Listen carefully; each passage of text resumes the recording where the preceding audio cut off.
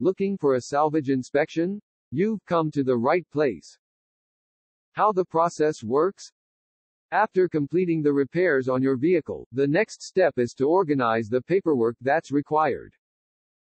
What is required? You'll need title, receipts and driver license. All documents need to be the original copies.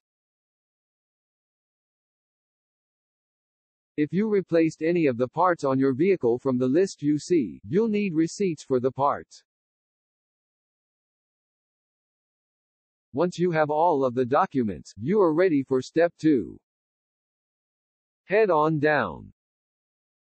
Our address. Our certified mechanic will look over your repairs and collect all necessary documents from you. Once the vehicle is inspected and all documents are collected, we'll set up an appointment for you to come back to complete Part 2, TR13B, with a salvage inspector. We'll call you with your appointment time. The salvage inspector will complete the final steps. We're done. The price breakdown.